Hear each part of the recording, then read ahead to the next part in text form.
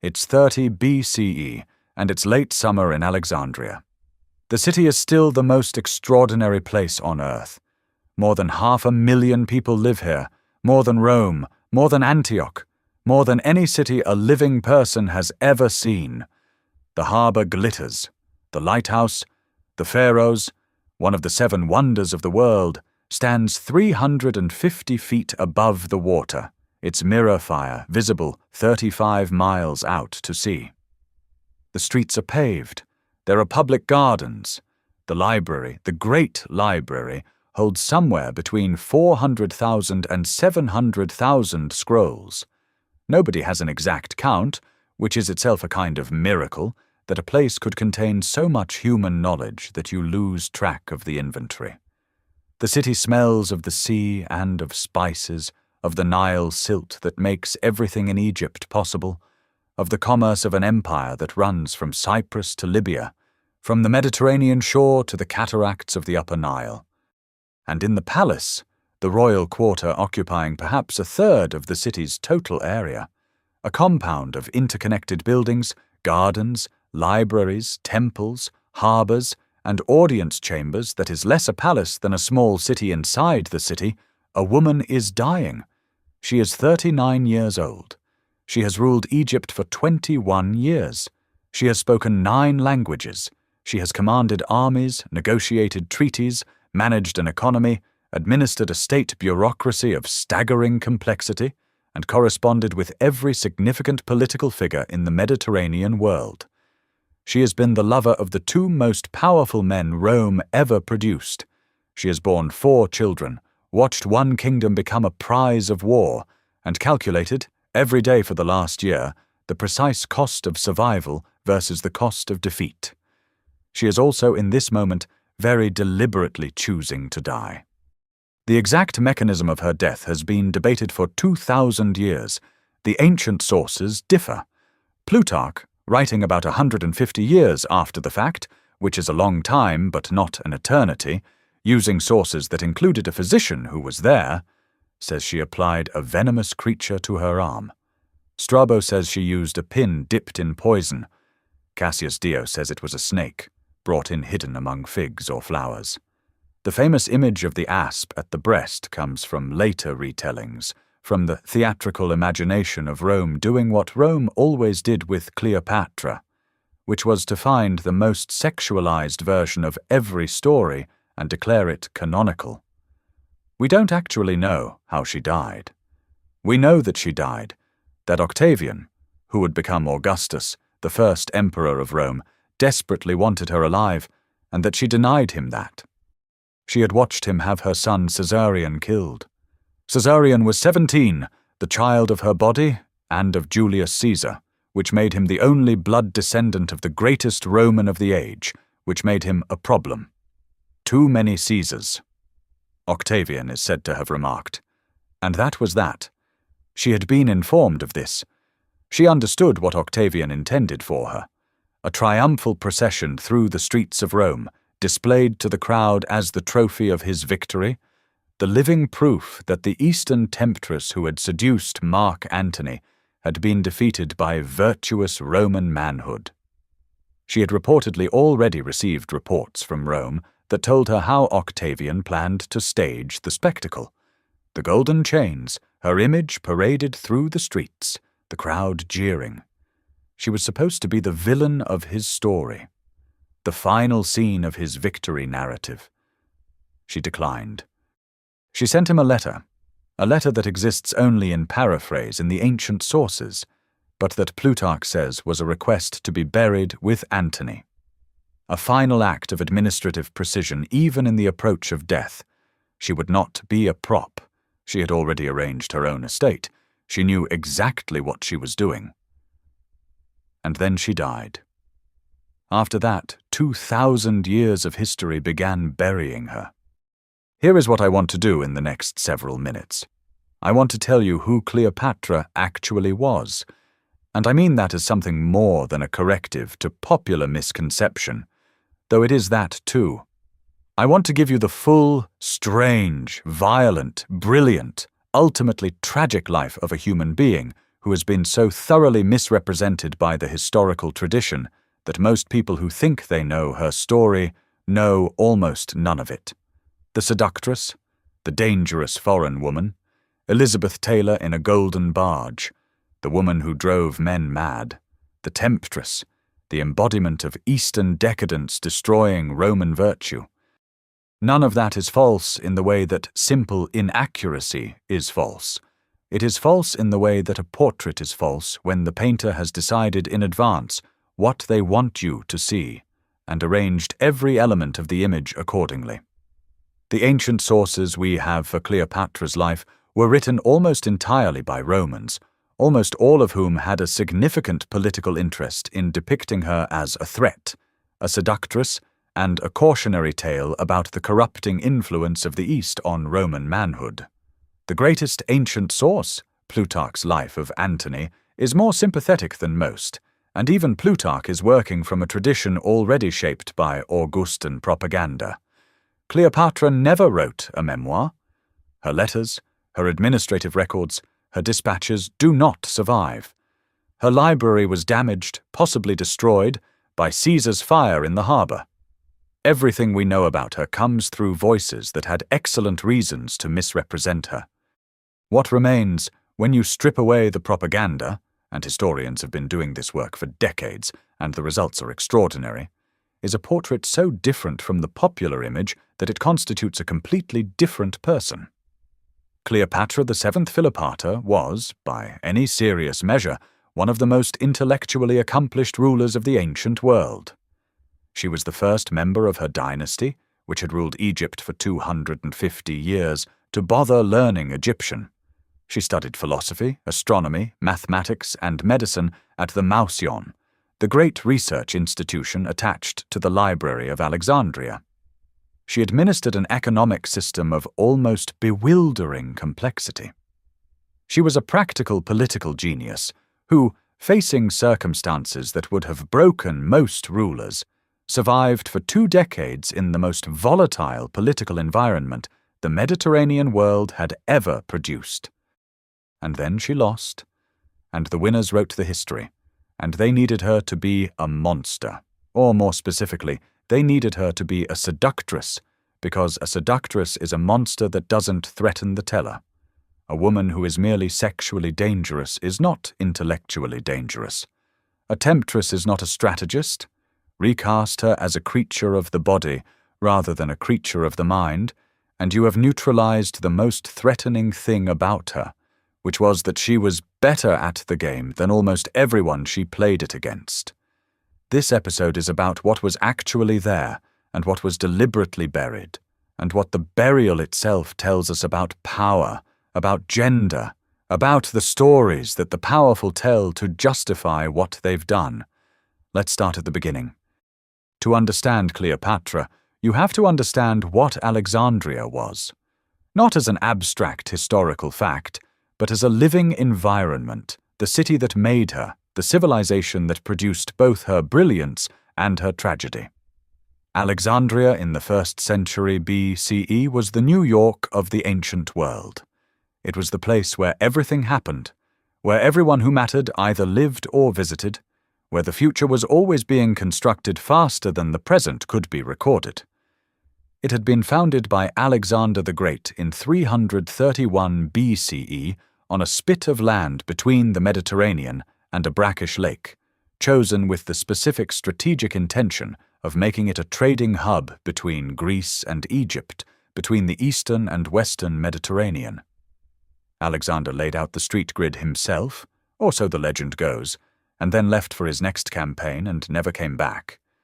His body was eventually brought there after he died in Babylon, and interred in a golden sarcophagus that became one of the city's defining landmarks. Julius Caesar visited it, Octavian visited it. Alexander's corpse was a destination. The city that grew up around that tomb was extraordinary in a very specific way. It was multicultural in a manner that the ancient world had not previously attempted in a single urban space. There were Greeks and Macedonians who formed the original ruling class. There were native Egyptians who formed the majority of the population.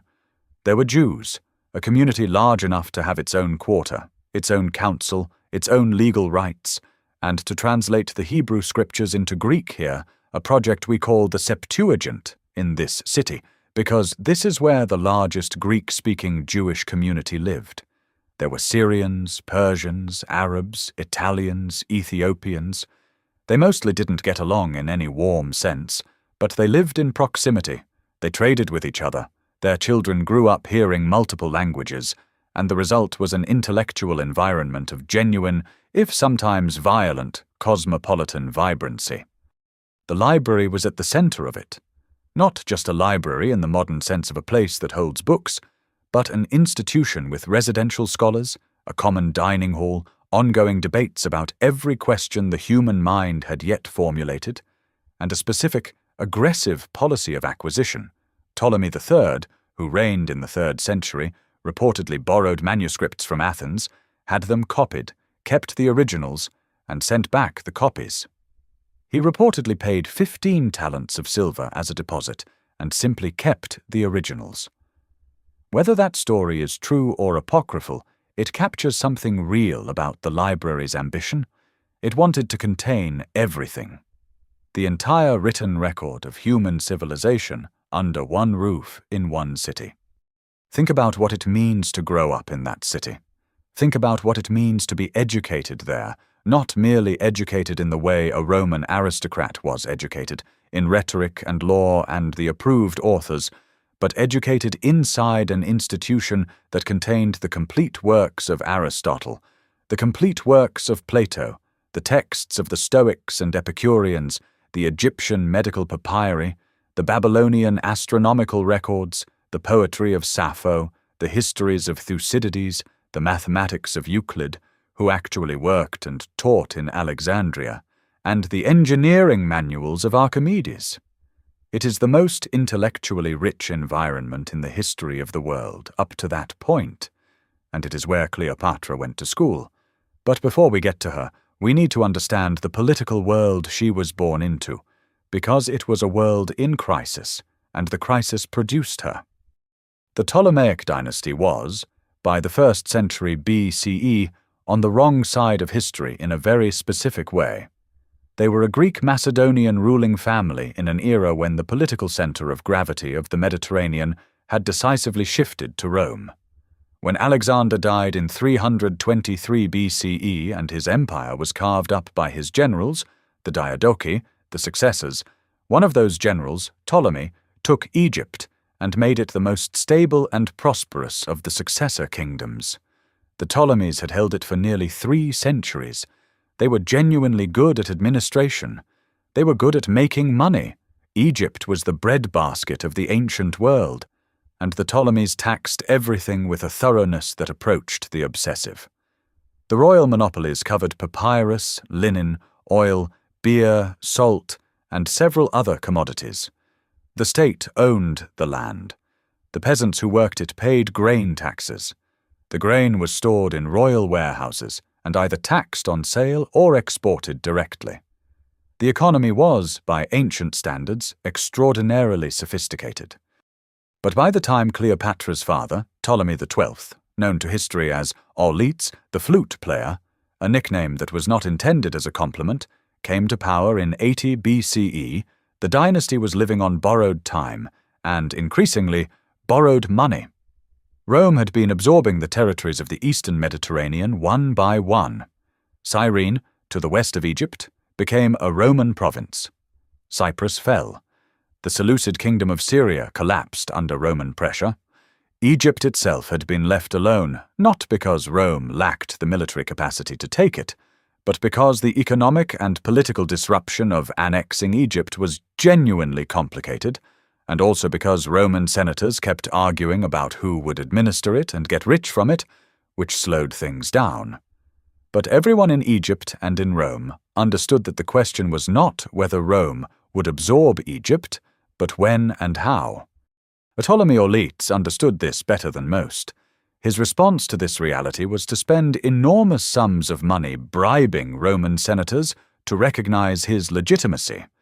He was not in fact the legitimate heir. His succession was contested, and Roman recognition was therefore valuable to him. He spent so much money on this project that he essentially bankrupted the Ptolemaic treasury and had to borrow money from a Roman banker named Rabirius Posthumus at ruinous interest rates, and then had to essentially hand over the management of the Alexandrian treasury to Rabirius Posthumus as collateral, which meant that for a period a Roman banker was running the Egyptian financial system. This is the level of competence with which the generation before Cleopatra managed the family inheritance. When the people of Alexandria rioted over the loss of Cyprus, which Rome had simply taken because it could, they drove Auletes out of the city. He went to Rome to beg for military support to reclaim his throne. He got it, eventually, at enormous further cost. A Roman general named Aulus Gabinius marched into Egypt with legions and restored Ptolemy to his throne. The Roman troops then stayed, a garrisoning force that became known as the Gabiniani, and they were still there when Auletes died in 51 BCE, leaving the kingdom to his 18-year-old daughter and her 10-year-old brother-husband, Ptolemy XIII. There is one more thing about the world Cleopatra was born into that you need to understand, because it shaped everything about her psychology and her strategy, and it is easy to miss if you are thinking of Egypt purely as a political entity. Egypt was not just a kingdom, it was a theology. The pharaoh was not merely a ruler in ancient Egyptian belief, the pharaoh was a god, or rather a specific intersection between the divine and the human, the earthly manifestation of Horus, the sky god, the divine successor of Osiris, the embodiment of cosmic order. This was not metaphor in the way that we might say a king has divine right. It was literal theology. The pharaoh's primary job was to maintain Ma'at, the concept usually translated as truth, justice, or cosmic order, through the correct performance of ritual, the correct governance of the land, the correct relationship between human society, and the divine structure of the universe. Every morning, in every major temple in Egypt, the priests performed rituals on behalf of the pharaoh, who was understood to be performing them simultaneously in a cosmic register. The flooding of the Nile, the rising of the crops, the orderly progression of the seasons, all of this was maintained by the pharaoh's ritual relationship with the divine. But the Ptolemies, for 250 years, had done this without actually learning the language. They spoke Greek. They issued decrees in Greek. The Rosetta Stone, the famous object in the British Museum, discovered by Napoleon's troops and decoded by Champollion in 1822, is a decree issued by Ptolemy V in 196 BCE. It is written in 3 scripts: ancient Egyptian hieroglyphics for the temple priests, Demotic script for the population, and Greek for the ruling class. 3 versions of the same text because the rulers literally did not speak the language of the people they governed. For 250 years, Cleopatra learned Egyptian. She learned it along with 8 other languages. The number comes from Plutarch, who lists them, though the specific list is reconstructed from his description, and scholars debate the exact languages. What is not debated is the basic shape of the accomplishment. She spoke Egyptian, Greek, Aramaic, Hebrew, Ethiopic, or Cushitic, Arabic, Parthian, Median, and Latin. Some sources say she also spoke Troglodyte, which would be a language of the peoples living along the Red Sea coast. The point is not the specific number, it is the range and the intent. She was the ruler of a multilingual empire, and she learned the languages of her subjects. Plutarch says this explicitly, and he says it with a kind of wonder, that although the Romans had held Egypt for some time, most of them hadn't bothered to learn Egyptian, whereas Cleopatra spoke not only Egyptian, but all these other languages besides. She was the first Ptolemaic ruler in 250 years to speak to her subjects in their own tongue. That fact alone should reframe everything. Because it is not just a linguistic achievement, though it is certainly that. It is a statement of intent. It is a policy. It says, I am not merely a Greek ruler of an Egyptian state, managing the native population through interpreters and bureaucratic intermediaries. I am the pharaoh. I am a daughter of Isis. I am of this land and these people in a way none of my predecessors chose to be. It says, in the language of ancient theology, I take Ma'at seriously. I am not performing the divine office of the Pharaoh in a perfunctory way. I mean it.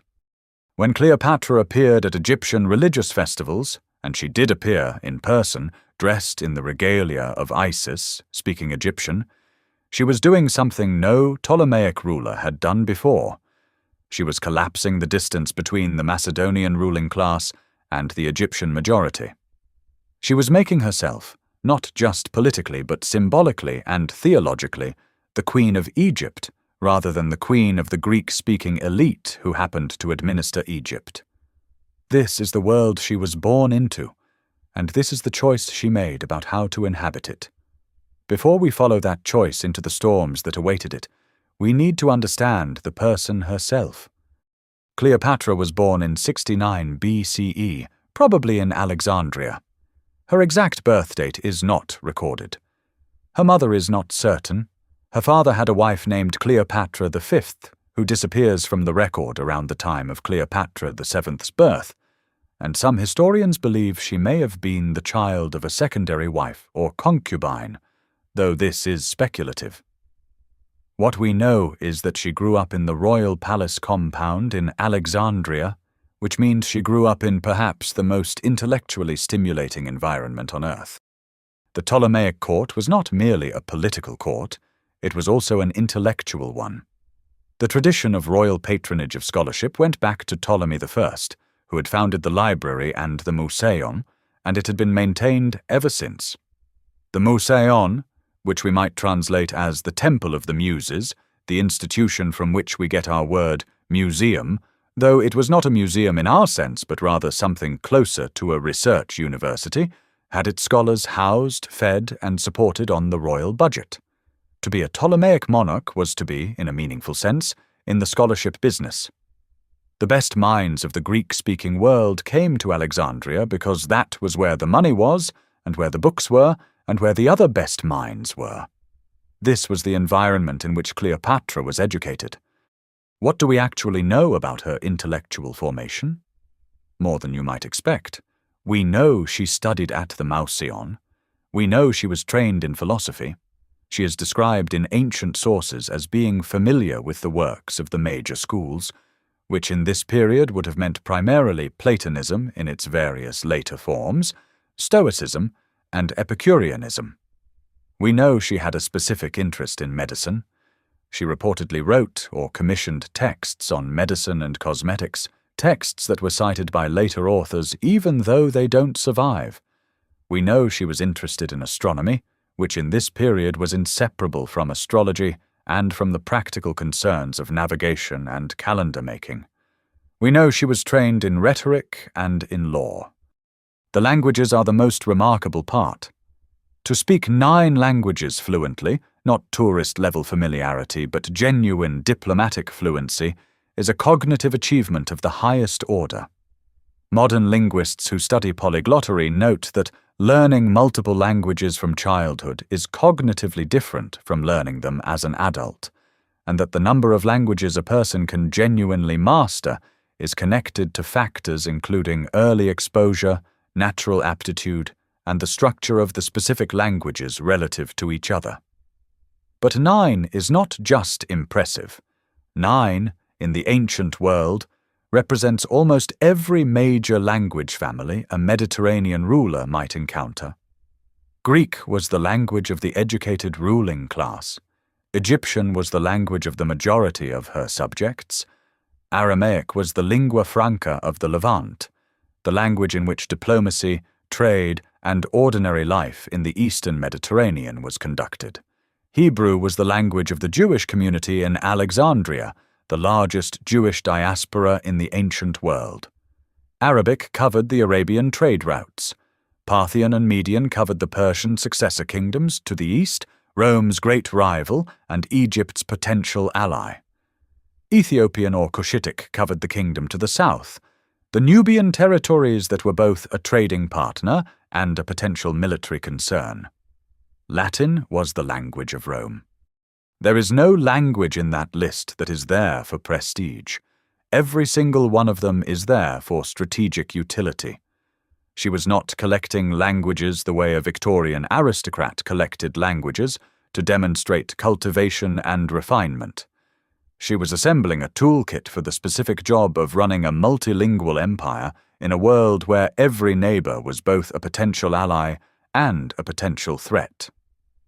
Plutarch writes, and this is one of the passages about Cleopatra that has survived because it is too specific and too admiring to be comfortable propaganda, that her voice was an instrument of many strings, that she could shift from one language to another, and that there were very few foreign ambassadors with whom she required an interpreter. Every other Ptolemaic ruler had used interpreters. She did not. Think about the political implications of that for a second. When a diplomat arrives at a court and is required to speak through an interpreter, the interpreter controls the exchange. The interpreter can soften things, add things, omit things.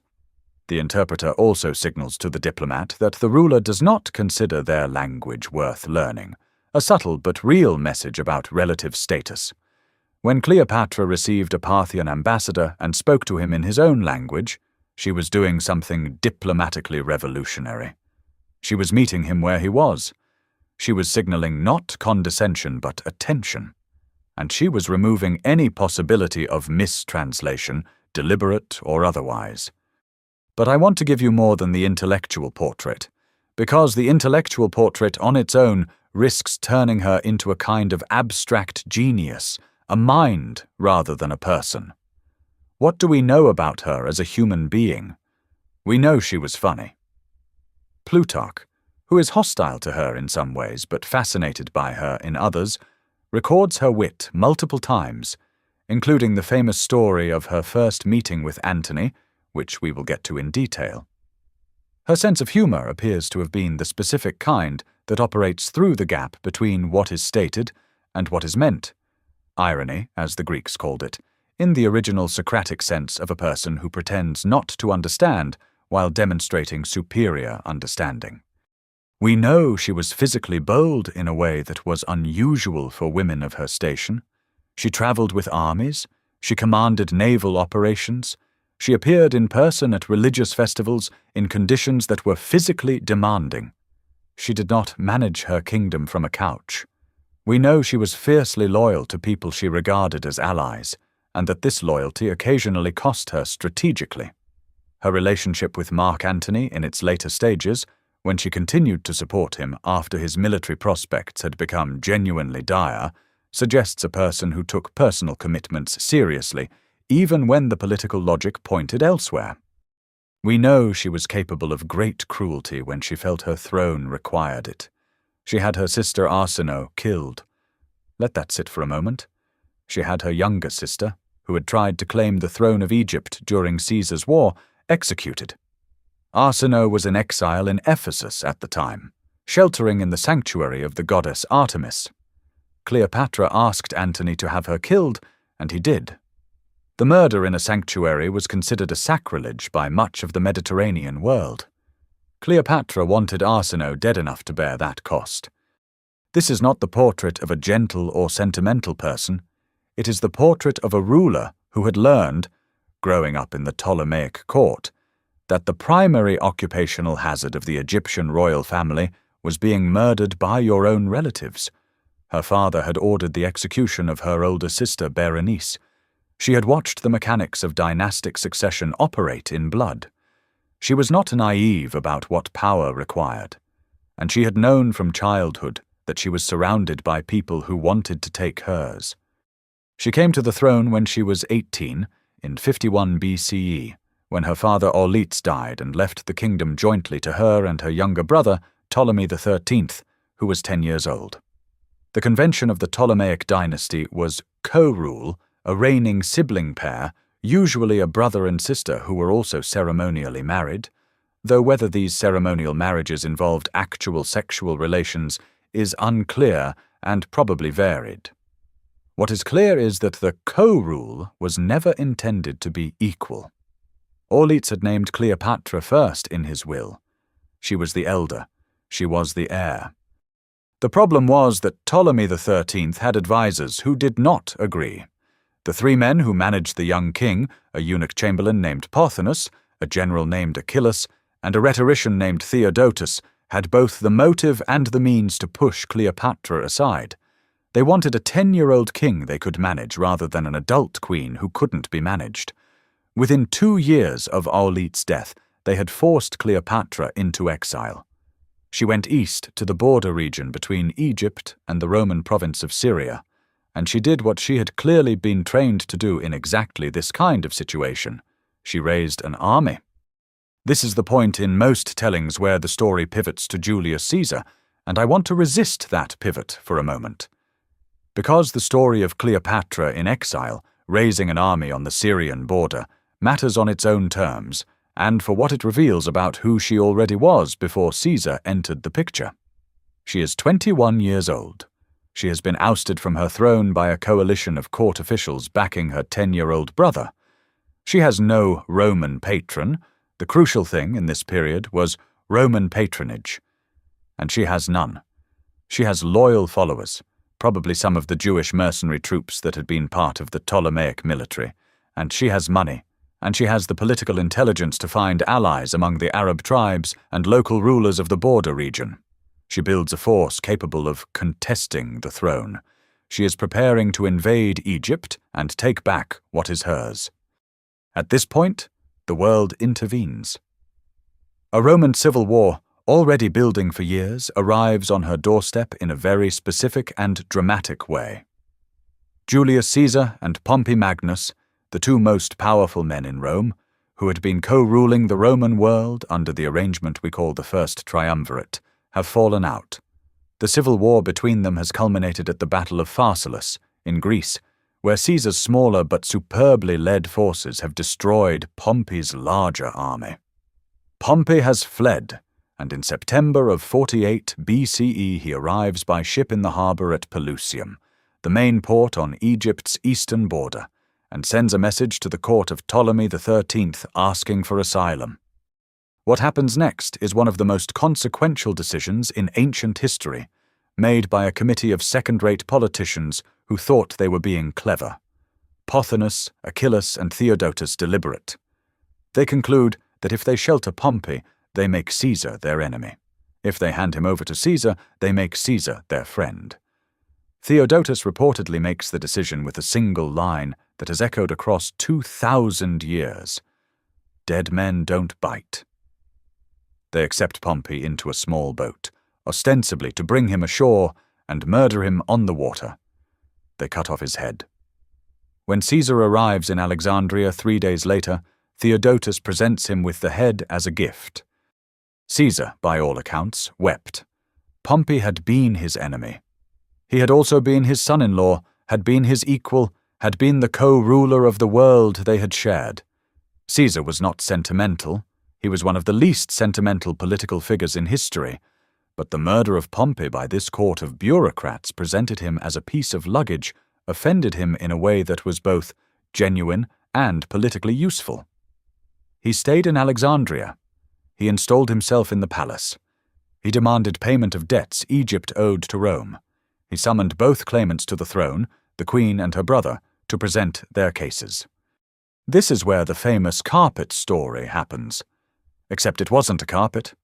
Plutarch says Cleopatra came to Alexandria wrapped in a bedroll, or possibly a sack of some kind, smuggled past the guards loyal to Ptolemy XIII, who would have killed her on sight if she had arrived openly. She had one companion, a Sicilian named Apollodorus. They came by small boat after dark. Apollodorus carried the bundle on his shoulder through the palace and presented it to Caesar. The bundle, when unrolled, contained Cleopatra. The carpet story is so good that it has obscured the actual point of the story. The point is not the theatrical mode of entry, though the theatre is certainly real and certainly deliberate. The point is the judgment it required. She was calculating, precisely, correctly, without the luxury of error, that Caesar could be persuaded, that he would be interested, that she could hold his attention long enough to make the case that she was the better investment. She did not know this for certain. She was 21 years old, in exile, arriving in a sack, betting her life and her kingdom on reading a man she had never met correctly. She read him correctly. Caesar recognized a kindred intelligence immediately. Plutarch says he was charmed by her from the first conversation. Given what we know about Caesar's intellectual interests, he was himself a man of extraordinary range, a writer and theorist as well as a general, a person who had written serious grammatical treatises while on military campaign, a man who famously found boredom intolerable. It is not difficult to believe that an 18-year-old queen who spoke 9 languages, had studied philosophy and astronomy and medicine, and who had just executed one of the most audacious political gambits in living memory by arriving in a sack at his door, was exactly the kind of person he found interesting. They became lovers, very quickly.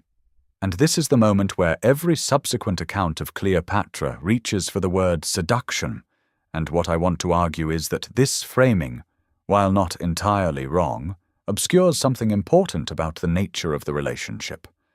Yes, there was seduction. Of course there was seduction. Caesar was 52 and one of the most powerful men in the world, and Cleopatra needed him. Sex was a political tool in the ancient world, as it is now, and she was not naive about that. But the word seduction carries an implication of manipulation, of a passive man being lured by a scheming woman, and the Caesar of history was among the least passive and least easily manipulated individuals in the historical record. He was not seduced in the sense of being tricked. He made a choice. He found her interesting. He found the situation interesting.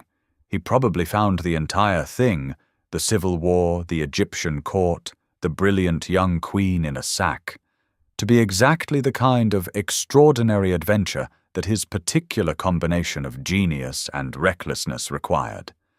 What followed was a several months-long period during which Caesar and Cleopatra were essentially marooned together in the Alexandrian palace, while a siege raged outside. Ptolemy XIII's forces, enraged by Caesar's evident support for his sister, blockaded the palace quarter.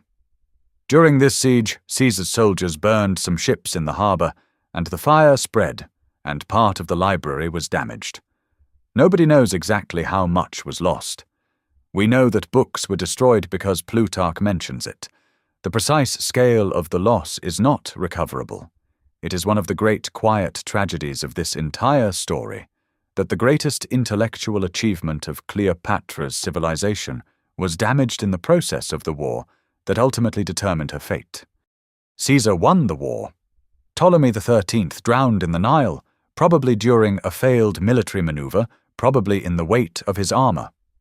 Cleopatra reclaimed the throne, was ceremonially co-crowned with her younger brother Ptolemy XIV, who was 11 years old, and Caesar left Egypt in June of 47 BCE. He left her pregnant. Let's slow down here, because the next 20 years of Cleopatra's life are where the history gets both most complicated and most thoroughly misrepresented. And I want to be careful about the sequence of events, the choices being made, and what they actually tell us. In June of 47 BCE, Cleopatra is 22 years old, pregnant, sole ruler in practice of the wealthiest kingdom in the Mediterranean, allied with the greatest military commander of the age, who has just left to prosecute wars in the East. She is in a stronger position than she has ever been. She is also, from this moment forward, permanently entangled in Roman politics in a way that will define and ultimately destroy everything she has built. In the late summer of 47 BCE, she gives birth to a son. She names him Ptolemy Caesar. Alexandria calls him Caesarion, Little Caesar. She claims, and Caesarion's later supporters claimed, that Julius Caesar was the father. Caesar himself never formally acknowledged the child. Roman law did not recognize non-Roman women as legitimate mothers of Roman children, so even if he had acknowledged it, the acknowledgement would have been personal rather than legal. This matters enormously because the question of Caesarion's paternity was going to become, after Caesar's assassination, one of the most politically charged questions in the Mediterranean world. Caesar was killed on the Ides of March 44 BCE in the theatre of Pompey in Rome, stabbed 23 times by a group of senators who believed, some genuinely, some as convenient justification, that he was about to declare himself king. Cleopatra was in Rome when this happened. She had come to Rome the previous year, probably in 46 BCE, when Caesar celebrated his triumph, the spectacular victory parade through the streets of Rome that Roman tradition dictated after a major military conquest. She was there as an allied queen, a diplomatic figure, resident in Caesar's villa across the Tiber. She was there with Caesarion. She was there as a visible symbol of the Eastern alliances Caesar had built. Rome was appalled by her. We should be specific about this. The appalled reaction to Cleopatra's presence in Rome is one of the best documented facts about her. Cicero, who was among the most eloquent writers Rome ever produced, and who loathed her with an almost physical intensity, he says in a letter that he hates the queen and what she represents, complained about her in his correspondence. The Roman political class was deeply uncomfortable with the presence of an Eastern queen in the city, with the evident intimacy between her and their dictator, and with the rumors that Caesar intended to move the capital to Alexandria or to pass legislation that would allow him to marry her. These rumors were almost certainly not true. Caesar was too politically shrewd to attempt something so dramatic. But the fact that they circulated tells you something about the anxiety she provoked. She represented, to the Roman elite, everything that was wrong with the direction Caesar was taking Rome. The Eastern influences, the monarchical tendencies, the dangerous idea that power might reside in a single person, or worse, in a single person and his foreign queen, rather than in the Senate and the traditional republican institutions. When Caesar was assassinated, Cleopatra left Rome immediately. There was nothing there for her with Caesar dead. She had Caesarion, she had Egypt, she had survived. She sailed home. What followed was 13 years of the most complicated political situation the Mediterranean world had ever produced. Caesar's assassination did not produce a successor. It produced a vacuum, and into that vacuum rushed 3 men. Mark Antony, Caesar's lieutenant and most powerful supporter; Octavian, Caesar's 19-year-old adopted son and heir, who had been named in Caesar's will in a surprise that astonished everyone, including Antony; and Marcus Aemilius Lepidus, a minor figure who was part of the arrangement purely because he controlled legions. The 3 of them divided the Roman world between them in 43 BCE in what we call the Second Triumvirate, a formal legal arrangement unlike the informal power-sharing of Caesar, Pompey, and Crassus. Antony took the east, Octavian took the west, Lepidus took Africa. They immediately began plotting against each other. Cleopatra watched all of this with the attention of someone who understood, clearly, that her kingdom's survival depended on backing the right Roman. She had been approached by both sides during the civil wars that followed Caesar's assassination. Cassius, one of Caesar's assassins, had demanded troops and money from her. She had declined, or rather she had delayed, citing the after-effects of famines and plagues in Egypt, which may have been true or may have been a diplomatic pretext. The important thing is that she did not back the wrong side. When Antony and Octavian defeated the assassins at the Battle of Philippi in 42 BCE, she had not materially supported their enemies. She was clean. Antony needed money and resources for his planned campaign against Parthia, the great Eastern Empire that had been a thorn in Rome's side for decades. Cleopatra had money. Cleopatra had the Eastern connections and intelligence networks that Parthia would require. The meeting was politically inevitable. The meeting was also, by all ancient accounts, one of the great theatrical spectacles of the ancient world.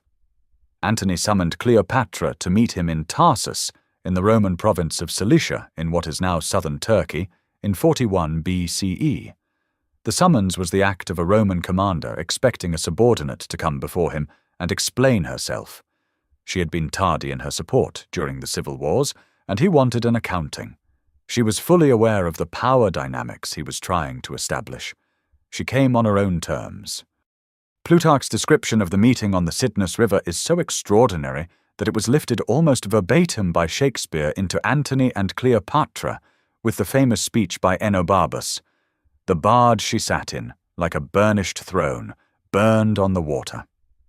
She arrived in a golden barge with purple sails, propelled by silver oars that beat in time to flutes and pipes.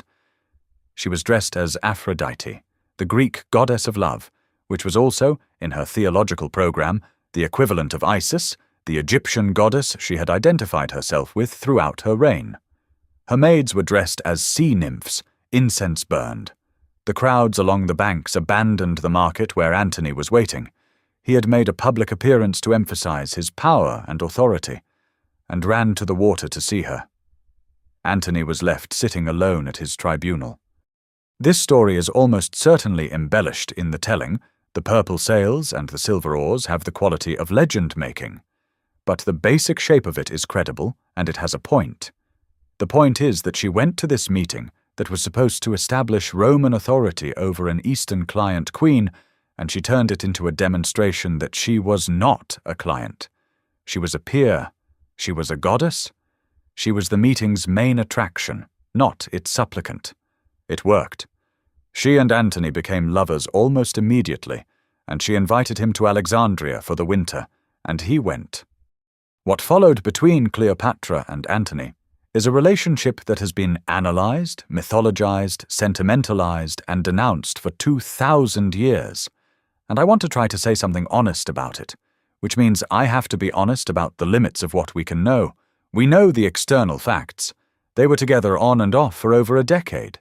They had 3 children, twins named Alexander Helios and Cleopatra Selene, born in 40 BCE, and a son named Ptolemy Philadelphus, born in 36 BCE. Antony left her in 40 BCE when the political situation in Rome required it.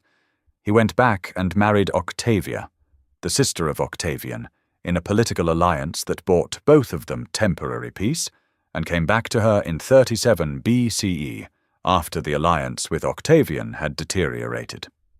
He formally acknowledged their children, the twins at that point, having never publicly done so before.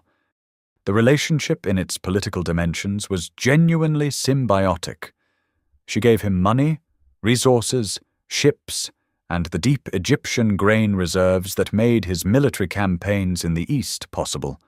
He gave her military protection, the formal recognition of her rule as legitimate and Rome-sanctioned, and the Roman citizenship for her children that gave them political standing in the world that mattered. He also, in 34 BCE, gave her something much more dramatic. He performed the ceremony we call the Donations of Alexandria, in which he stood before the assembled populace of Alexandria and confirmed their children as rulers of various Eastern kingdoms, and confirmed Caesarion as the legitimate son of Julius Caesar, and therefore the legitimate heir to his legacy. This last act was, strategically, insane.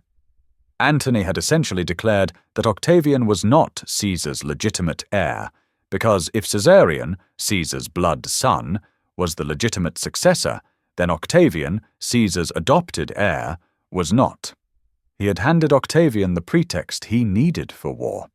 People have been arguing about whether Antony did this because Cleopatra wanted it, because she had been pushing for years for formal recognition of Caesarion's status, or because Antony had become reckless, or because he genuinely believed it was the right move. The ancient sources, who are hostile to Cleopatra, attribute it to her influence and frame it as the corruption of a great Roman soldier by an Eastern enchantress. I am skeptical of this framing. Antony was not a man who was easily pushed. He was a competent military commander and a genuinely capable political operator when he was functioning well.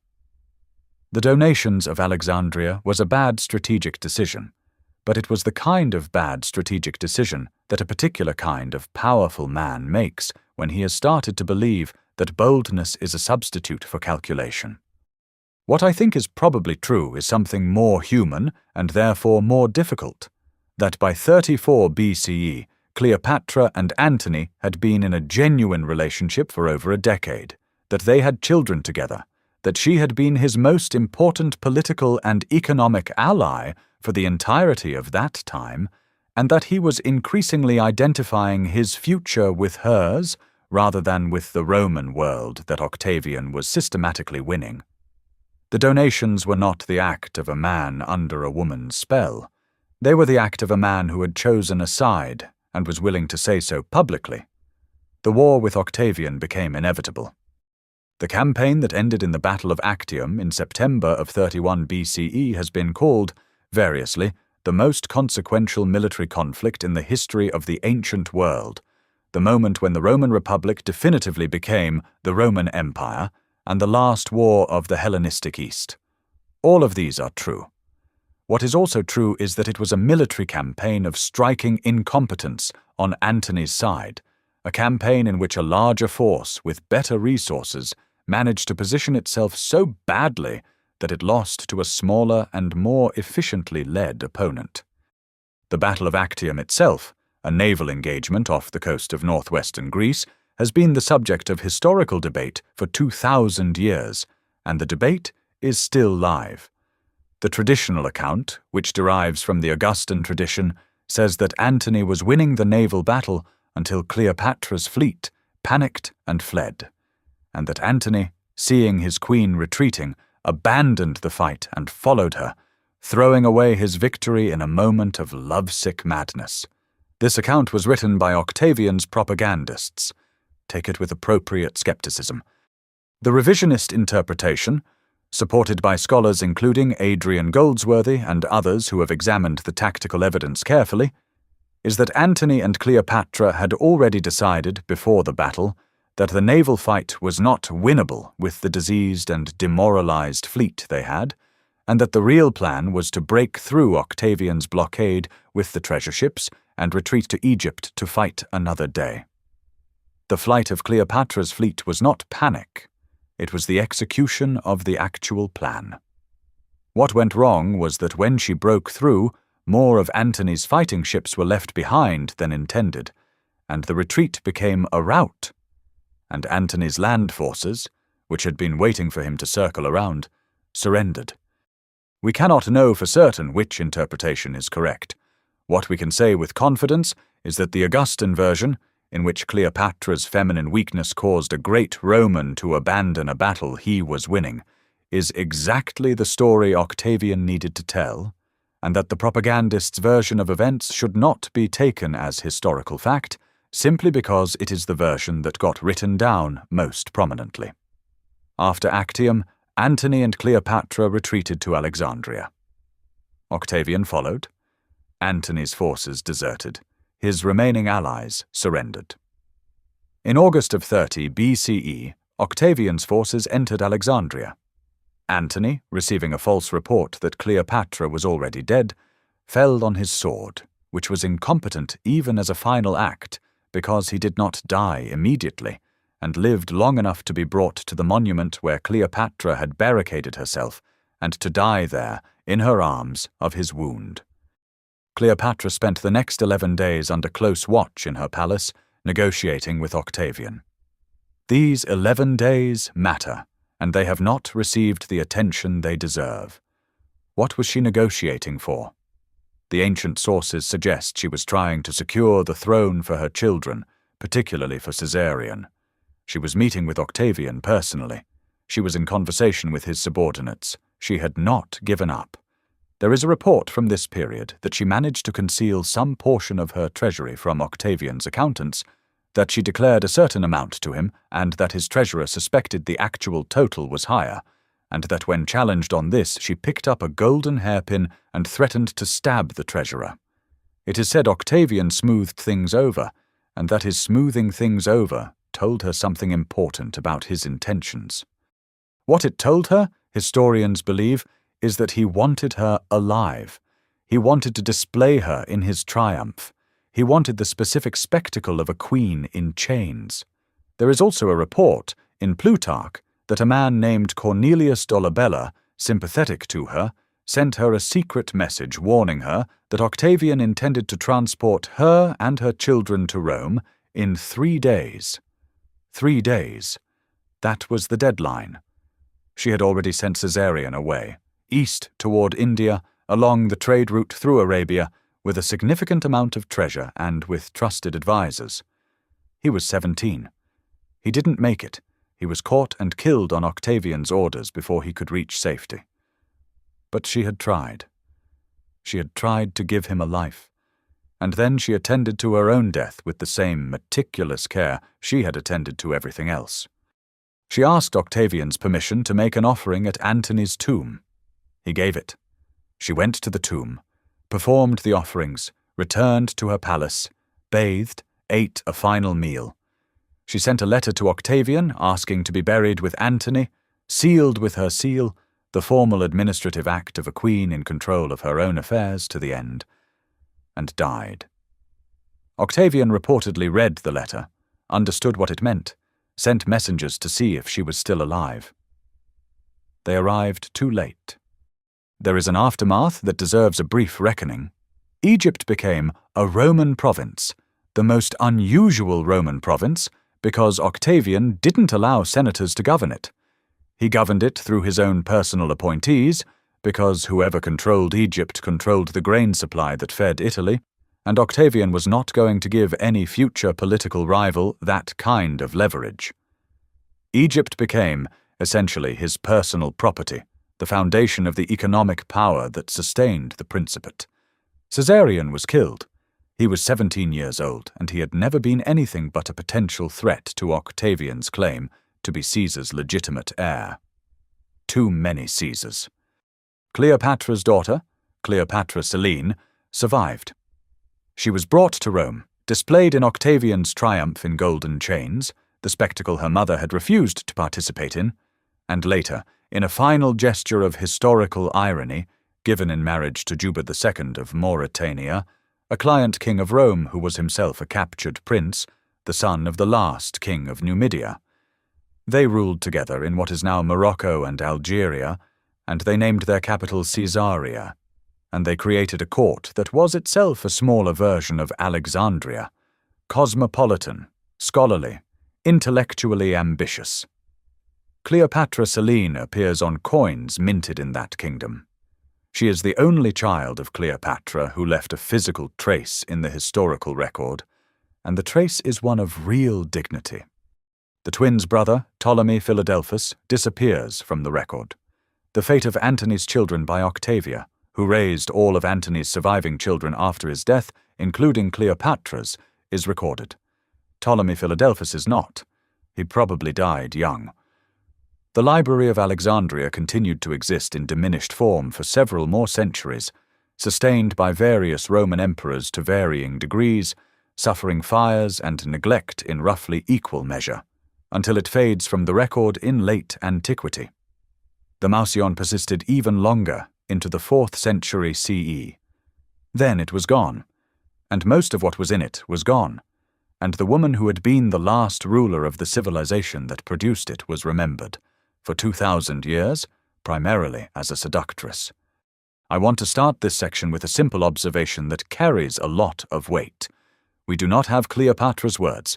We do not have a single surviving text written by her, in any language, on any subject. We have coins bearing her image. We have administrative decrees issued in her name.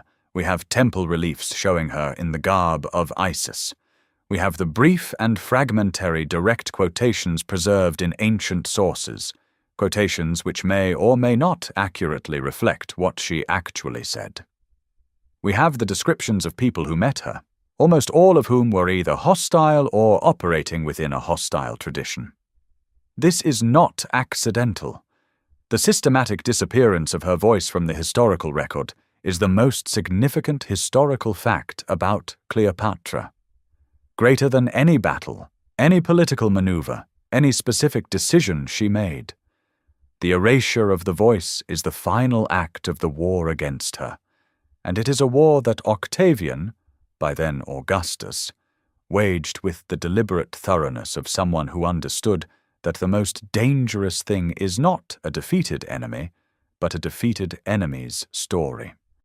We know that Augustan Rome produced propaganda specifically designed to define what Cleopatra was: a seductress, a dangerous foreign woman, the embodiment of Eastern luxury and corruption. We know this because we can read that propaganda. Horace wrote odes celebrating Octavian's victory over the fatal monster, his phrase, fatal monstrum, the Egyptian queen who had corrupted Antony with her Eastern vice. Virgil's Aeneid, written under Augustus's direct patronage, places Antony and Cleopatra among the shades of the damned in the underworld, while celebrating Octavian as the destined savior of Rome. Propertius, Livy. The entire Augustan literary tradition participated in the construction of the image. And here is the philosophical question that this erasure asks us to sit with. How do we know what we've lost when the very mechanism of knowing has been compromised? There is a concept in epistemology, in the philosophy of knowledge, about the difference between knowing that you don't know something and not knowing that you don't know it. Known unknowns versus unknown unknowns, in the famously awkward phrase of a later era. Cleopatra's historical erasure produces both kinds. The known unknown. We know we don't have her voice. We know the library was damaged. We know the Augustan tradition was propagandistic. We can compensate partially by reading against the grain of the sources we have, by finding the places where even hostile accounts inadvertently reveal her intelligence or capability, by bringing the tools of modern historiography to the task. The unknown unknown. We don't know what she wrote. We don't know the full content of her medical treatises, her philosophical writings, her administrative correspondence. We don't know what tradition of thought she was developing at the Mausion, what synthesis she was attempting between Greek philosophy and Egyptian wisdom traditions, what she believed about the nature of the divine, about the purpose of governance, about the relationship between a ruler and a people. We don't know, and we can't know, what we're missing, because the thing that would tell us is gone. This is not a minor loss. Think about what we know about the intellectual culture of Alexandria in this period. Eratosthenes calculating the circumference of the earth with remarkable accuracy using shadow angles at different latitudes. Archimedes inventing the principles of hydraulics and mechanical advantage. Hero of Alexandria designing the Aeolipile, a proto-steam engine, centuries before the Industrial Revolution. The medical researchers at the Mausion conducting anatomical research that would not be surpassed until the Renaissance. Cleopatra was educated in this tradition. She was the patron of this tradition. What was she thinking? We don't know, and we don't know what we don't know. Let me push this toward something more philosophical. There is a persistent and sophisticated argument in history. It goes back at least to Hegel and has been elaborated by many historians since, that the winners of historical conflicts were, in some sense, destined to win. That Rome's absorption of Egypt was not merely a military fact, but a cultural and philosophical inevitability. That Roman rationalism, Roman civic organization, Roman law were superior to the Hellenistic kingdoms they absorbed, and that what we call the Roman Empire represents a genuine historical advance. The idea is sometimes stated explicitly, more often implied. It is the default assumption behind a certain kind of Western history that begins with Rome and draws a straight line to Europe and then to the modern world. Cleopatra's story is one of the strongest challenges to that assumption I know of, and it is a challenge not because she was noble and Rome was brutal. That's a different argument and not a historically sophisticated one, but because the thing that Rome destroyed when it absorbed Egypt was not barbarism, but sophistication. The Library of Alexandria was not the repository of a backward civilization. It was the greatest single concentration of human knowledge in the ancient world. The Mausion was not a primitive institution. It was a functioning research university. The administrative and economic systems of Ptolemaic Egypt were, by the measure of their actual function, highly effective. It was feeding a population, maintaining infrastructure, and mediating between different ethnic and religious communities. What Rome brought to Egypt was military conquest, administrative reorganization, and the specific form of cultural contempt that power always brings to the thing it has defeated. Within a generation of Cleopatra's death, the great intellectual traditions of Alexandria were in decline, not because Roman rulers were uniformly hostile, but because the institutional ecosystem that had sustained the Mouseion was gone. The Ptolemaic court that had employed and fed scholars, that had made intellectual achievement a matter of royal prestige, that had given the philosophers and scientists and mathematicians of Alexandria both resources and status, was replaced by a provincial administration reporting to Rome. The center of gravity moved west. The scholars followed the money, or they didn't, and they died, and their students scattered. This is a genuinely tragic pattern, and it recurs throughout history. When a civilization is absorbed by a more militarily powerful one, what is lost is not always what the conqueror was aiming to destroy. It is often the collateral damage of reorganization, the specific institutions, the specific intellectual traditions, the specific ways of asking questions that grew up in one environment and couldn't survive transplantation to another. Now I want to turn to the question of gender, because I think it is both unavoidable and more complicated than most treatments of it suggest. Cleopatra has been a feminist icon for at least the last century. She has also been a misogynist fantasy for 2,000 years before that. Both of these things are true simultaneously, and the tension between them is where the actual philosophical content lives. The misogynist version is well documented: the seductress, the whore queen, the woman whose sexuality was a weapon of political destruction. The ancient sources use her as a device to explain what happened to Antony, not as an agent with her own political logic, but as a corrosive influence on a great man. Her intelligence, when it is acknowledged at all, is reframed as cunning, which is the word patriarchal traditions apply to intelligence they can't comfortably acknowledge in women. Her political actions are filtered through the lens of romantic manipulation.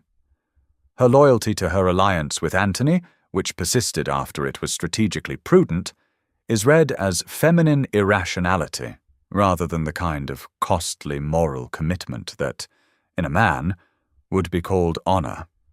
The feminist version, which has dominated popular treatments for several decades now, inverts this.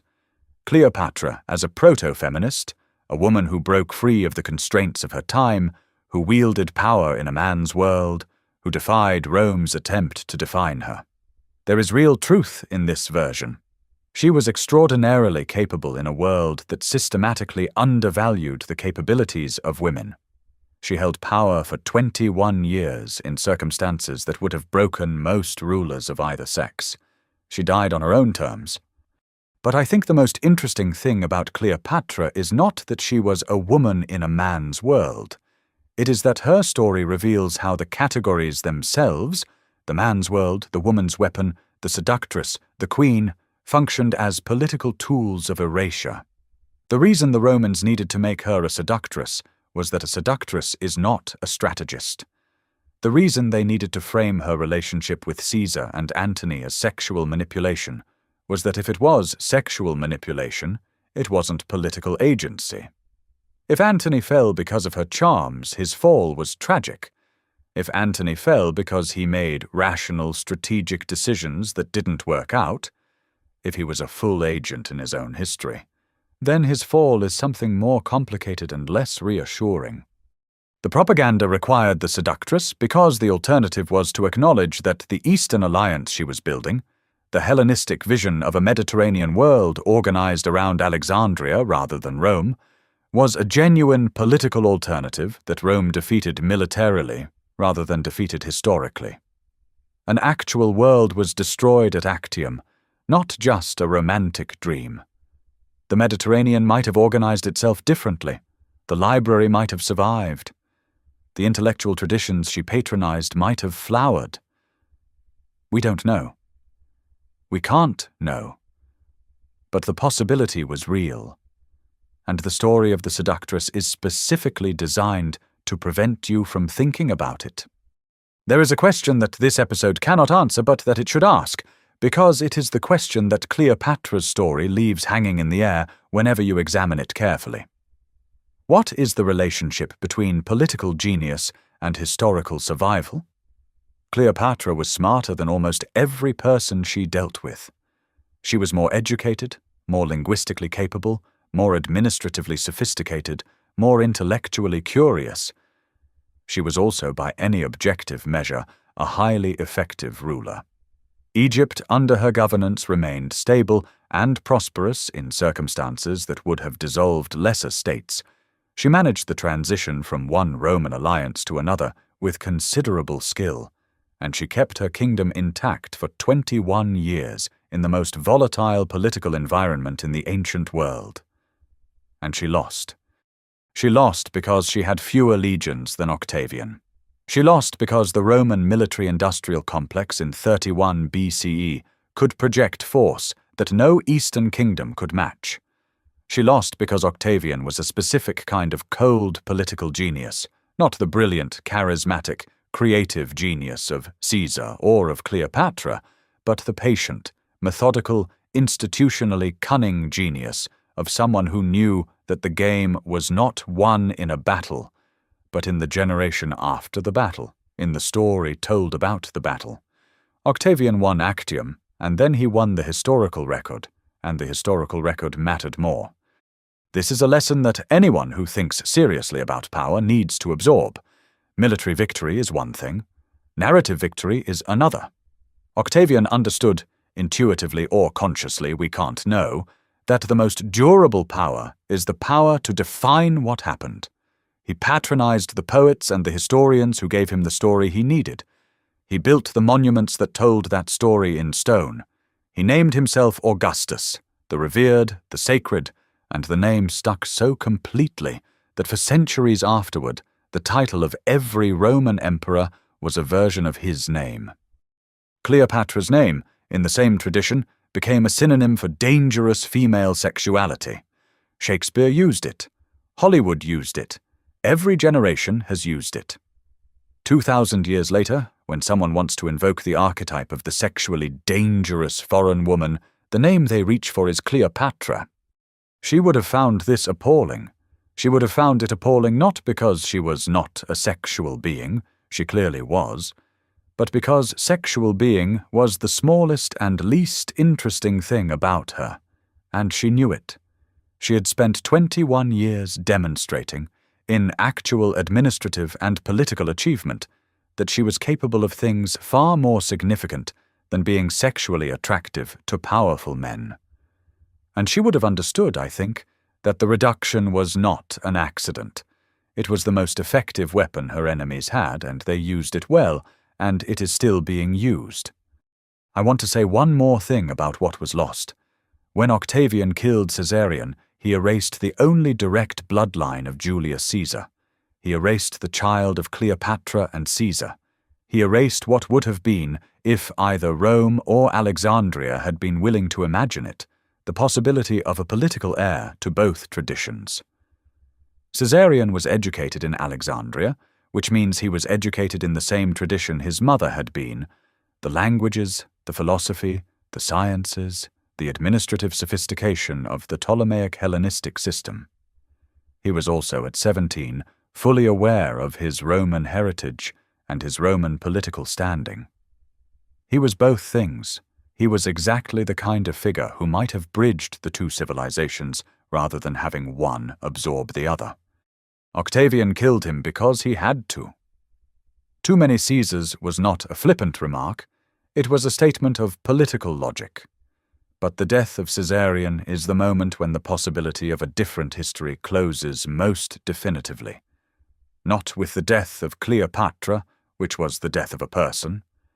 With the death of Caesarion, which was the death of an idea, the idea that the two great civilizations of the Mediterranean world could produce something together that was greater than either alone. This sounds sentimental, and I want to be careful not to be naive about it. The Ptolemaic dynasty was not a gentle or progressive institution. It was a monarchy. It ruled by force and economic extraction. It maintained itself through the kind of violence that all ancient states maintained themselves through, and Cleopatra herself was capable of the cruelties that the maintenance of power required. But the intellectual tradition it had built, the library, the Mausion, the synthesis of Greek and Egyptian and Jewish and Persian and Babylonian knowledge that had been accumulating in Alexandria for 250 years, that tradition was genuinely extraordinary, and it did not survive the Roman province. We are still living in the shadow of that loss. The scientific revolution of the 16th and 17th centuries required the rediscovery, from fragmentary Arabic translations, of mathematical and astronomical knowledge that had existed in Alexandria and been lost. The medical knowledge of the Mausion, including anatomical work by Herophilus and Erasistratos that was centuries ahead of any other tradition, was suppressed by the religious prohibitions on dissection in the Roman and later medieval world, and had to be rediscovered. We don't know what else was in those scrolls. We will never know. Cleopatra was the last custodian of that tradition. She was the last ruler who understood what was there, who had been educated in it, who actively patronized it, who walked those halls and read those scrolls and attended those lectures.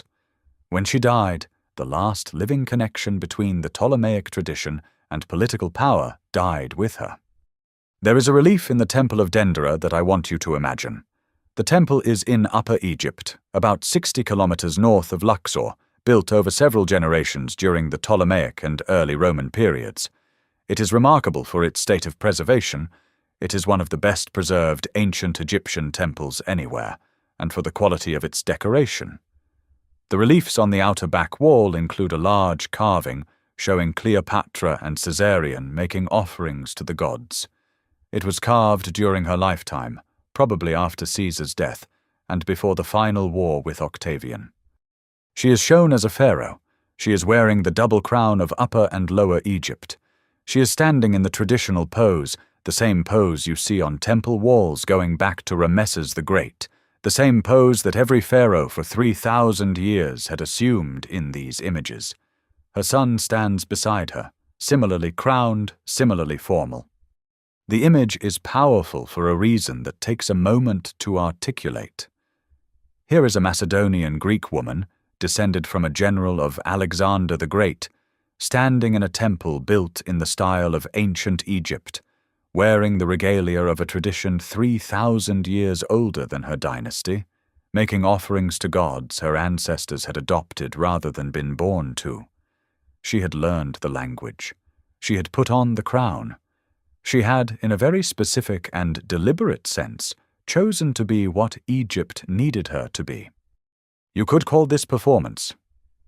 And in one sense it is, because all political identity is performance, and the pharaoh's identity was always at least partly a ritual construction.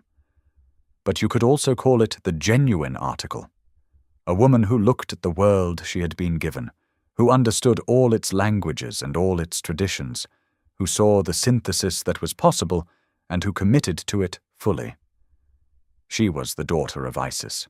She believed that, not naively, but as a theological and political proposition that she had thought through and adopted. The gods of Egypt were as real to her as the gods of Greece, which is to say, she had thought carefully about what the divine meant, and she had concluded that the Egyptian tradition of sacred kingship was worth inhabiting genuinely rather than performing perfunctorily.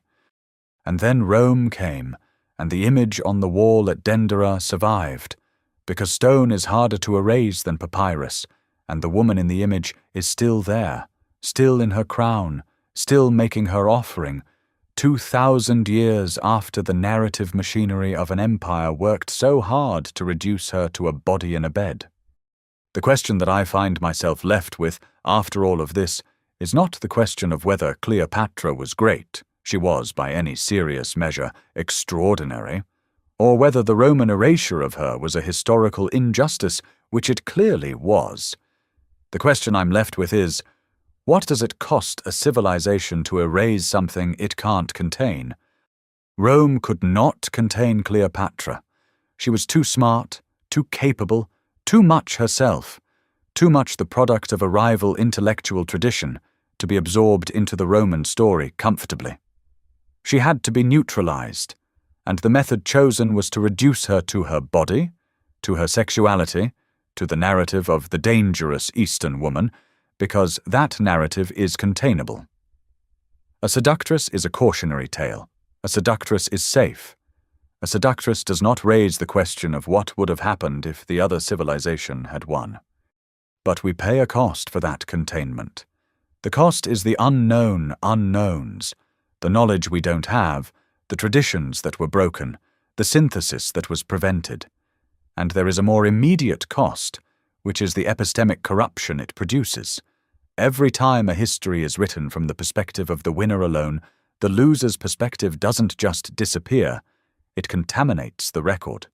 It shapes what questions we ask and what questions we don't. It makes certain possibilities invisible by erasing the people who would have told us about them. This is not an ancient problem. It is not a problem we have solved. The mechanisms of historical erasure operate in our own time, in our own civilization, with our own versions of the Augustan propaganda machine.